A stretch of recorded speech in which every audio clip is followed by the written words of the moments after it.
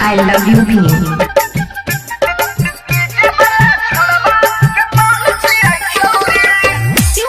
भीम विश्वकर्मा बिलासपुर चौराहा। Mobile number है 812726658847।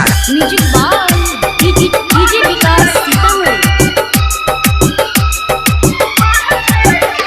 लचकोई छे जब कमरिया ढोढ़ी लागै छै कटौरी। लचकोई छे जब कमरिया ढोढ़ी लागै छै कटौरी। रे डीजे वाला छौरा,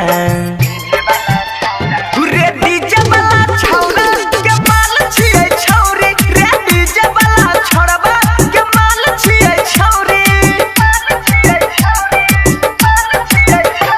गजबे महरे ठुमका उड़ै छै पैसा कौड़ी। गजबे के महरे ठुमका लूटै छै पैसा कौड़ी। रे डीजे वाला छौरा, रे डीजे वाला छौरा के माल छियै छौरी। रे डीजे वाला छौरबा के माल छियै छौरी। भीम विश्वकर्मा बिलासपुर चौराहा। मोबाइल नंबर है 812726658847। मटियाला सीतामढ़ी।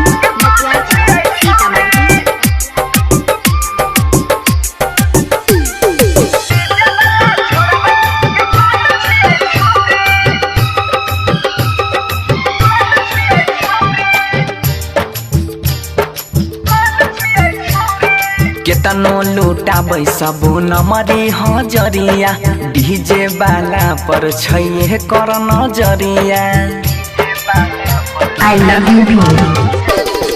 केतनो लूटाबै सबो नमरी हजरिया।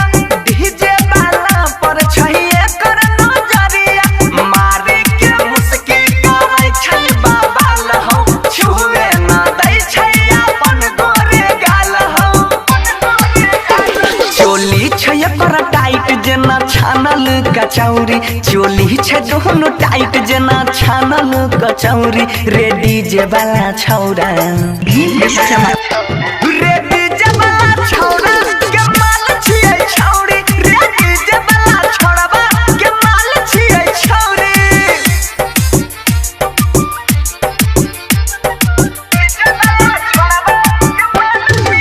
I love you Bhim. Bhim Vishwakarma I love you Bhim.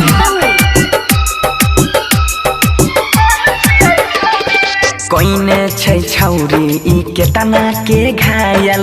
छनकाई अपन पौआ के पायल। ओहरे कोइने छै छौरी ई केतना के घायल। छनकाई अपन पौआ के पायल। मल्लिक राकेश सरवन लिखने छै बतिया। नाचै छै बनसी सटाई के छतिया। मामला छै कुछ भारी मेटर छै कुछ यौरी। मामला छै बहरा भारी मेटर छै कुछ यौरी।